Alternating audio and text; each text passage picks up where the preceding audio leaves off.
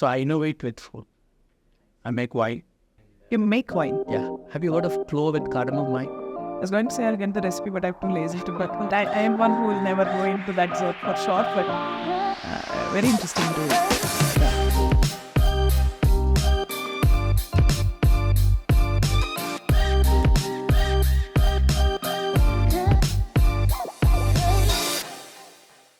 Welcome, Dr. Sujiv. Thank you so much for joining us today. Welcome to another season of Dialogue with Darwin. These are conversations where we sift through stories of evolution with leaders like you who have mastered change and have adapted with the times. Of course, for the audience who are joining us today, I would love to introduce you very briefly. I am excited to host Dr. Sujiv, who embodies 29 years of experience in change and transformation, aside to being the CHRO of Resustainability. Of course, the history of stints that he has done is something that's inspired me personally to look at. Has worked with large organizations like Dr. Reddy's, Tech Mahindra, Dupont, and besides just corporate leadership roles, I think you've done some incredible work with the government of Telangana in establishing TASK, the Telangana Academy for Skill and Development. And I think you've been a true change maker in Darwinbox's way of saying it, in driving change all these years. Dr. Sujiv, thank you so much again. It's a privilege to host you. Thank you for joining us today. Pleasure. I want to dig into your vast experience over these years through the conversation. But maybe the first way I would like to jump into it is, across these years, from the time you started your career to now, what are 3 things that would have changed about the employee experience or the way culture has been built in an organization? First thing is virtual meetings. Okay. The second thing would be learning available 24/7, 365. Earlier, we just had to wait twice a year to get nominated into a training, and then we'd have a very short list. But now I think learning is available. But you have to decide. It's based on your appetite. Third and most importantly, I think what has changed over the years is today, every one of us need to multitask. It's no more that I was a specialist in one area or so. As we progress, I think multitasking becomes a very, very important aspect of our sustainability. Yeah, no, absolutely. I think interesting changes that you picked, because at least the broad spectrum that I was asking you in terms of evolution, most of the recall elements that you've had, maybe virtual meetings if you ask of, I think is a change that happened in the last 5 years a lot more than it did before. Yes. I know it's been quite a while since the pandemic to get into the conversation of pandemic today, but I'm still curious. I think pre-pandemic and post-pandemic, what is one style of leadership that changed in you? I have become more empathic. Okay. Because pandemic time, especially in the organization that I work with, we are to essential services. One thing that I pride, or many of our employees pride, when the whole world was working from home, second day after the lockdown started, over 80% of our employees across the sites reported to work. And that gave me a very interesting insight. They knew how important our work was, how important waste management was. And despite all odds, right, you would have heard people were beaten on the road, they were not allowed to travel and all that. But they felt that, it's their responsibility to keep India clean or preserve this planet. And I take a lot of pride And that is where I became more empathic and I enhanced my listening, because not everybody will tell you what they are going through straight away. And that thing. Interesting insight. I think from tough times we learn to be more empathetic, as absolutely saying. Good. Okay. Thank you so much for that, Dr. Sujiv. Moving on to understanding about an area that you're very passionate about, right? Like skilling, and you've done some incredible work, like I was mentioning before, with the government as well. Across the vast experience as well as from your learning, what in your view should organizations today approach skilling like? And I also ask this question because I think we are at times where it is very prominent to upskill, right? Very, very critical to upskill, because there's the whole talk about AI coming up and taking a few jobs, which means that these resources will now have to, or these individuals will now have to upskill themselves to look at different things. Maybe it's different problem statements in different sectors, but how should organizations approach skilling today? I focus on two areas. The first one, at least in the last 5 years I've seen, organizations I think will be more successful if they focus on just-in-time skilling. Especially with the technologies changing so fast and technology is getting obsolete. Just-in-time skilling is one which is very important. A corollary or an extension of this, organizations should be able to connect the demand and supply. Gone are the days when I train somebody or I skill somebody and keep thinking that is going to come. So that's why I call it the just-in-time. So understanding the demand and connecting the supply, I think this is very crucial in the times. And needless to mention, multitasking or multi-skilling is also the order of the day. And the second very important aspect in skilling is for every person to build his or her own social capital. And when I say social capital, it is a network. Being part of LinkedIn, being part of some social groups, being part of a social community, for various opportunities where people come, collaborate, interact, and meet. The higher the social capital, the more confident and the more peaceful and fulfilling will be times going forward. Interesting you say that. Actually, I didn't think of social capital in the lens of skilling. Also, any interesting anecdotes from the work that you've done on skilling? And it's a very different. I think it's a much wider scope than just influencing one organization, right? When you were working with government of Telangana, I think you were doing some great work on bringing both academia as well as corporates together. Any interesting anecdotes for us to learn on initiatives that had a wider impact in your stint? So, in the stint with government, it was not only academics and industry. I got together academia, industry, and the government together. And because while three may coexist independently, but when they come together, that's where the real value is.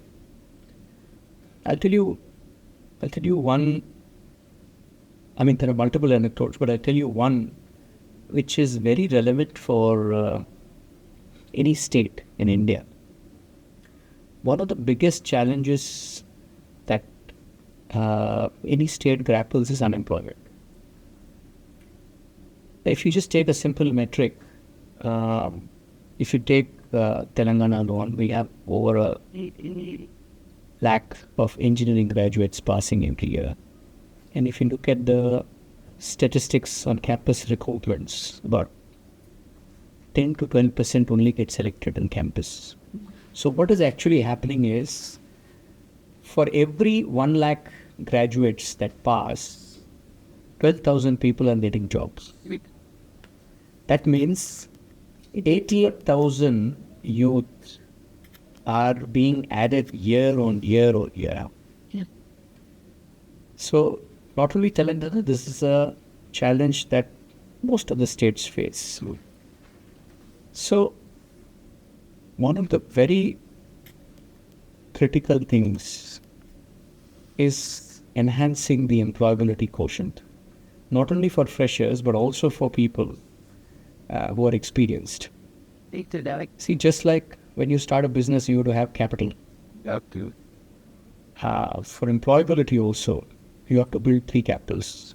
One I just mentioned to you is the social capital. The second thing is the intellectual capital, which is the course you take, the marks you get, how well you're able to understand a concept and apply it. So intellectual capital, social capital. And third one is the psychological capital.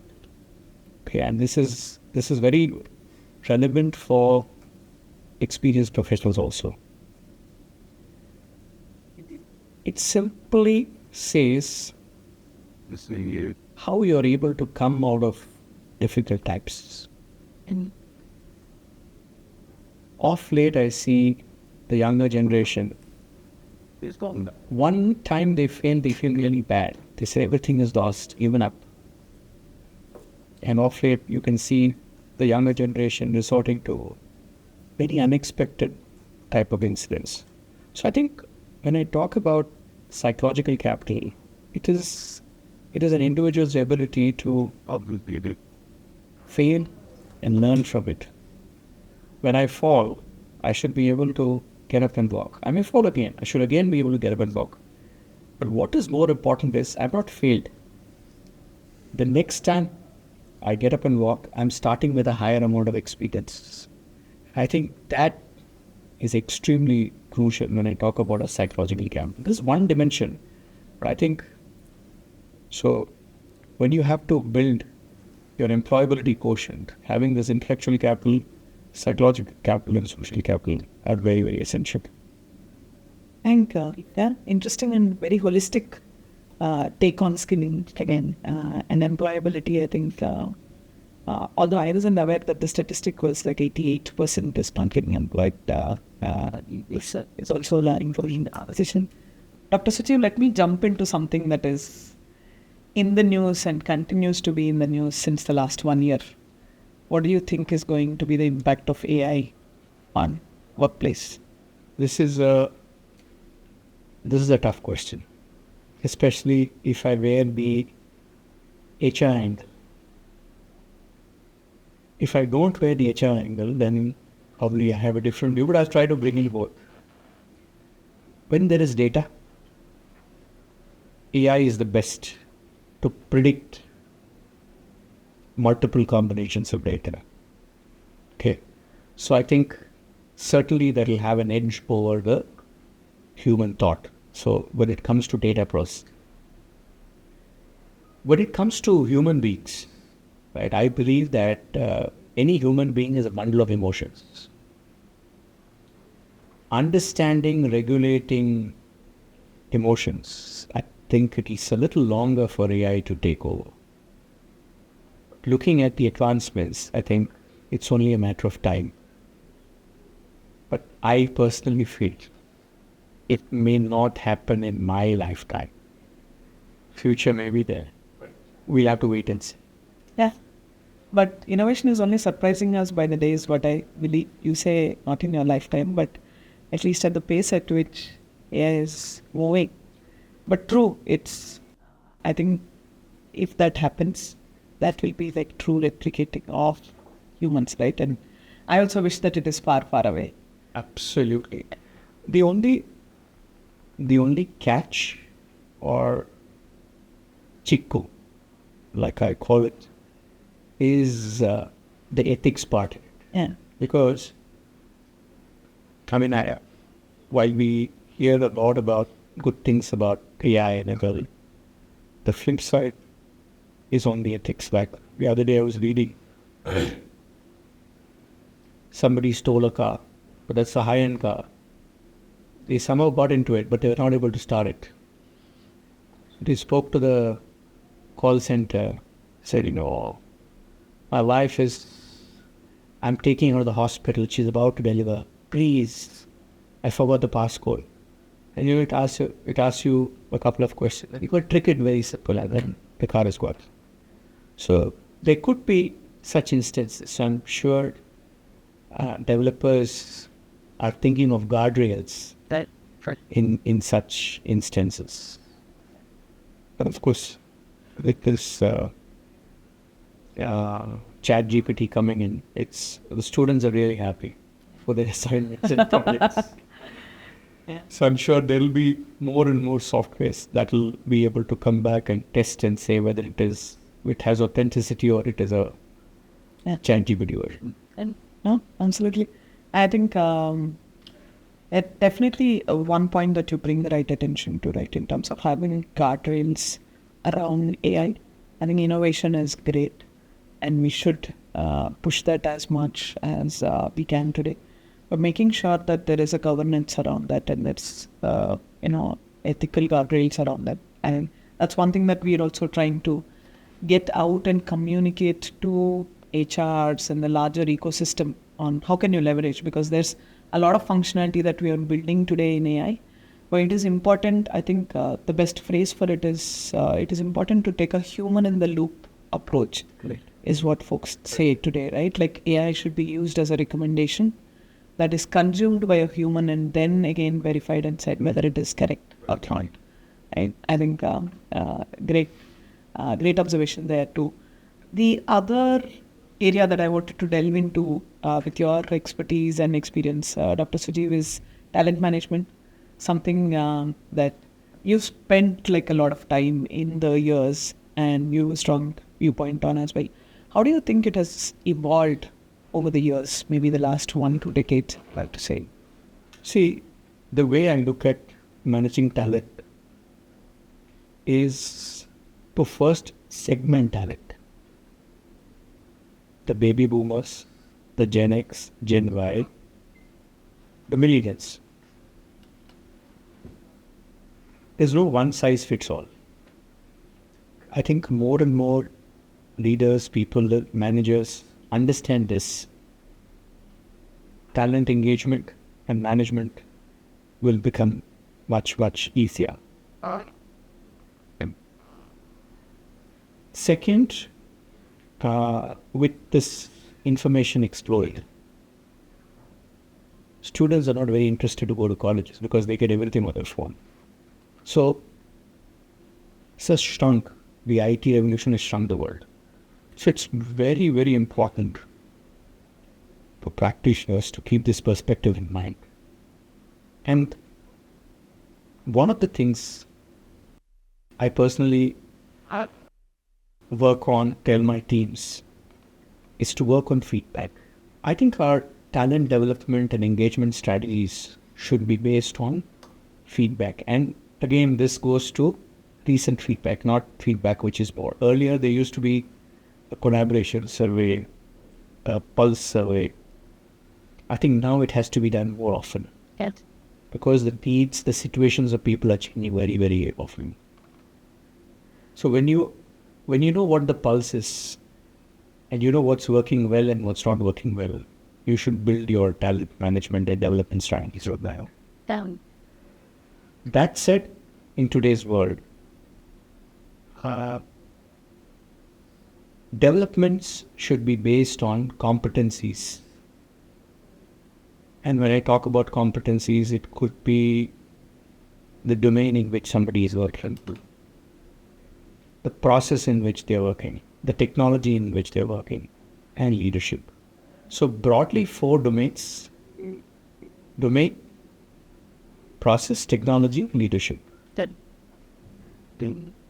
Developments should be around these 4 domains, and not individual, but there should be an intersection. That's where the real value comes in. So start with individual competencies, and as the complexity of the jobs, the roles increase, there should be a good combination of these competencies and programs or development programs around that. So, most importantly, it's about building the knowledge, skill, and social capital again. So that, to me, is a very, very important part of it. And that's no, absolutely. I think when you mentioned, feedback, but feedback that is more instant and more recent. I was recollecting when recently the product team came up and said, guys, like, can we please stop calling performance management? We only want to call it as continuous performance management. There shouldn't be any more a concept called performance management. Should always juxtapose it with saying continuous. So it has to be more, real time and, evolving with what's changing with the individual, right? Gone are those days, Gautami, where I filled my annual appraisal form, and 6 or 8 months down the line, the training needs were collated, churned, and then programs done. Yeah. Things have moved so much in that 6 to 8 month period. Yeah. So again, this is just in time learning. Okay. Absolutely. I think great insights, Dr. Sujiv. I'm also going to trouble you a little bit on, putting you probably not on the spot so much to say, but let me just ask it. So when you first joined and you started your career, early days, what was a day when you felt like breaking the rules and walking the work in the name of a sick leave? I was a very disciplined student or an employee when I started. I'm getting a little more undisciplined now. So if we discover, it will be a very rare exception then. Yeah, very, very rare. What would I do? Yeah, I think one thing I enjoyed doing, and those who have been the victims will know, I love to put ice in the shirts. Yeah. It's one thing from childhood. Yeah. I continue doing, and see the reaction of people. Right? Have you experienced it sometime? Somebody just pulls the back and drops a piece of ice. Yeah. Cousins at home. That's one. No, the other one is when you don't expect, get a splash of water on your face, and then the reaction of that person. And I hope you were never allowed to do that at work. Or did you manage to do putting an ice in the shirt at work? Yes. Interesting. If I have to ask you one thing that you've learned from the youngest team member. The party. Yeah. What is partying? Chill. So I think it's more about enjoying life and not being rigid all through. I'm a very disciplined person, but I think what I learned from them is that sometimes it's okay to just relax and chill a bit. Yes, absolutely. I think this generation makes chilling also continuous. Correct. It's not like once in a year holiday. In fact, in your first 2 stints, you were not in HR. No. Right. You were a chemist first. Yes. And in Dr. Reddy's, you were... I just joined HR in Dr. Reddy's. So when you were not in HR, what did you think HR did in an organization? In fact, I must tell you this. When I joined Asian Paints, I joined there as a production chemist handling 8-hour production. After 8 months, I wanted to be in HR. You know why? What? It was not called HR at that time. It was called personnel department. Okay. And the two reasons why I wanted to be in HR was, one, to be able to create policies, and second, to give increments. You knew where. Childish, but I think those, at that point of time, when I reflect several years back, I think those were 2 things, the ability to frame policies for that production unit and give increments. That was HR for me. Interesting. So I missed asking you the question on how you switched from production chemist to HR, but that's the answer. A different question actually got the answer out. Dr. Sujiv, I think on a casual note, you're looking great. What would you describe as your style, or what's your favorite style that you put together? Well, absolutely formal at work and very casual off work. Okay. And what brands put your style together? I'm a multi-brand person, but personally, I like M&S. I like the clothes from M&S. And if I go for Indian fabric, there's a story for M&S also. When I used to work, white shirts were a big vogue. It's very difficult to maintain a white shirt. When I went for the first time to M&S and brought white shirts, the quality of those shirts were so good. This is probably 10 years back. And since then, I'm a big fan of the white shirts from an M&S. The fabric is good, it doesn't get yellow. Then, So that's one. And of course, Fab India for the typical Indian type of clothing. yeah. But I think I know our editor wanted to decode CHRO style, by the way. That's the reason I'm asking the question. What's, let's say, if you're at work and you're not working, but you're just having your relaxing moment for the day, where can we find you? Kitchen. Okay. In the office, there's a kitchen, is it? No, not in the office. Yeah. When I'm in the office, my management style is managing by moving about. So I'm with people. I'm at the session. Actually catching up with. Or at home, I'm in the kitchen. You love to cook? Oh, I love to cook. Yeah. What's the favorite dish that we can, what's the best dish that we should definitely force you to Dal. help us taste? Dal, is it?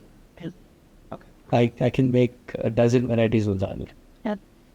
I experiment with food. So I innovate with food. I make wine. Right. And You make wine? yeah. Have you heard of clove with cardamom wine? Very. And try to. I was going to say I'll get the recipe, but I'm too lazy to. But I am one who will never go into that zone for sure. But very interesting to learn. I make 5 bottles every year. 1 lucky kg, ones. Okay. 1 kg, 250 grams of grapes. That's it. And I get 5 bottles of wine. And that lasts for a year. Nice. Are there lucky ones who get gifted? Wine doesn't go out of the house. So if you want to taste wine, you should come. Yes. Got it. So I think because we said, it's conversations where we want to sift through stories of evolution. I want to close our conversation with one question. Dr. Sujiv, what do you think is one thing that existed back then when you started your career, but you would like to bring it back? Right? It's lost now and you would like to bring it back. What would be that one thing? Timetable that I used to have in schools. And see, today one of the biggest challenges I hear employees come and say, I'm not able to manage time. So, and give a lot of credit to our founder. Okay, he's a very ardent fan of this. And I learned this technique from him, especially when you manage complex organizations and you have to balance out between personal and professional life. Best thing is to have a timetable. 9 to 10 English, 10 to 11 maths, 11 to 12 science. So if that 10 is over, the bell rings and you go to the next topic. Even in our lives, I think we can manage this absolutely well if we put in a timetable. And if there's a chance, I'd really like to bring it up because this organization, I've brought it back and it really works, especially when you're handling complex organizations and you're able to balance out between official and personal. Put it to a table and at least you plan your 10, 11 hours. Baki, you leave it. Yeah. Take it as it goes. But it really works. Yeah, I've never juxtaposed them like this in my head, but interesting thought. Oh, I'll give an example, right? When I'm talking about a timetable, I said math, science. So for me, the day looks like this. Recruitment, employee engagement, training, compensation benefits. Okay? That's the daily operations in the first half. Yeah. The second half is stakeholder meetings, critical issues, team issues. We have 100 plus sites. So we have some issue or the other going on each side. So when you're able to block, then you touch every entity in a certain period, whether it is a week, a month, or a quarter. And that really works and help us stay productive. Absolutely. I think, thank you so much. It's been a pleasure to learn from your experience and your insights. And I think a lot is changing with the day. But it's inspiring to meet leaders who have caught up with those changes and in fact driven those changes. you're one of those that we've had the privilege to work with in these 4 years at Darwinbox as well. Thank you, Dr. Sujiv, for spending the time. It was a pleasure, sir. Pleasure. Thank you. And- Thank you, sir.